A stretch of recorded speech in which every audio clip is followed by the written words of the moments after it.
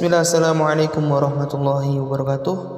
Alhamdulillah, segala puji bagi Allah Subhanahu wa taala yang telah memberikan kita banyak kesempatan, kenikmatan Islam dan iman, dan yang dimana Allah Subhanahu wa taala masih memberikan kita rasa nyaman.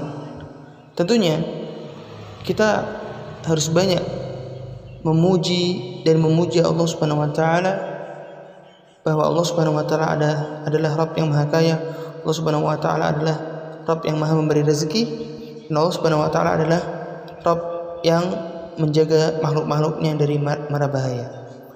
Alhamdulillah, kami diberikan kesempatan untuk membahas tentang tema nuzul Quran di sekolah kami, kemudian di bimbel kami. Tentunya kita akan memberikan edukasi dan informasi mengenai tentang nuzulul Quran. Apa yang dimaksud dengan nuzul Quran? Tentunya teman-teman sudah tahu, nuzul Quran adalah peristiwa turunnya Al-Quran. Nah, sebelum kita memulai peristiwa tersebut, siapa di antara kita yang cinta terhadap Al-Quran? Pasti kita semua akan menjawab, aku, kami cinta terhadap Al-Quran. Akan tetapi di sini tidak cukup hanya diucapkan secara lisan saja.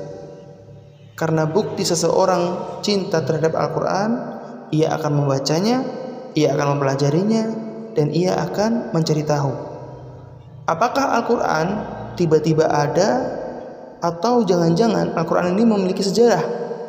Begitu pula ketika seseorang mengatakan dan mengakui bahwasanya aku cinta kepada Nabi Muhammad SAW, namun ia tidak pernah membaca sirahnya, tidak tahu perjuangan nabinya, tidak pernah menyelam di dalam sanubarinya, maka begitu pula dia tidak pernah mengetahui siapa baginda Nabi Muhammad SAW. Maka ketika seseorang mengakui bahwasanya dia cinta kepada Allah Subhanahu wa taala, maka secara otomatis ia akan mencari tahu dan mempelajari siapa itu Allah Subhanahu wa taala. Ternyata Allah Subhanahu wa taala memiliki nama-nama yang indah dan sifat-sifat yang mulia. Namun jika seseorang tidak pernah mempelajari siapa Allah, maka dipastikan ia tidak akan pernah mengenal Rabb-nya. Ia tidak akan pernah mengenal siapa yang menciptakan dia. Maka teman-teman yang dimuliakan Allah Subhanahu wa taala, setiap sesuatu yang dikaitkan dengan Al-Qur'an, maka ia akan menjadi sesuatu yang paling mulia. Al-Qur'an diturunkan kepada baginda Nabi Muhammad SAW untuk umat muslim dengan perantara Jibril alaihissalam, maka jadilah Nabi Muhammad SAW adalah nabi dan rasul yang mulia, dan jadilah umat muslim umat yang paling mulia, dan jadilah malaikat Jibril malaikat yang paling mulia. Maka ketika Al-Quran diturunkan di bulan Ramadan dan bertepatan di malam Lailatul Qadar, jadilah bulan Ramadan adalah bulan yang paling mulia dari bulan-bulan lainnya, dan jadilah malam Lailatul Qadar adalah malam yang paling mulia daripada malam-malam yang lainnya.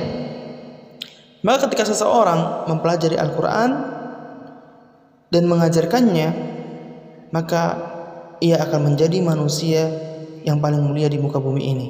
Bukankah Nabi Muhammad SAW bersabda, khairukum man ta'allama al-Quran wa 'allamah, sebaik-baik kalian adalah orang yang belajar Al-Quran dan mengajarkannya.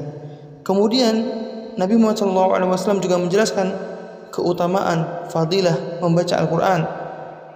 Nabi Muhammad SAW bersabda, man qara'a harfan min kitabillah falahul hasanah wal hasanatu bi asyri amthaliha, la aqul alif lam mim harf walakin aliful harf wal lamul harf wal mimul harf.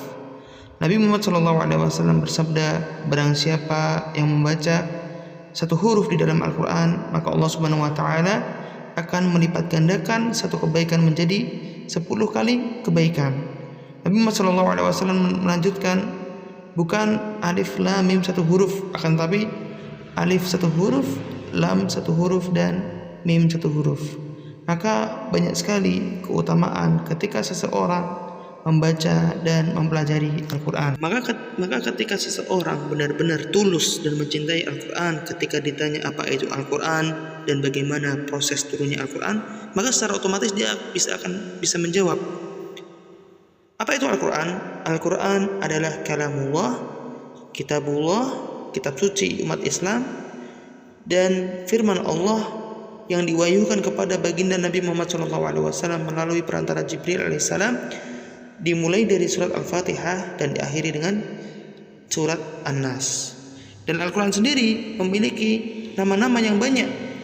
Contohnya adalah Al-Furqan, Al-Bayan, Al-Huda, Asy-Syifa, Al-Kitab. Maka ini harus kita pelajari. Dan kapan Al-Quran itu turun, maka kita akan bahas pertemuan selanjutnya. Wassalamualaikum warahmatullahi wabarakatuh.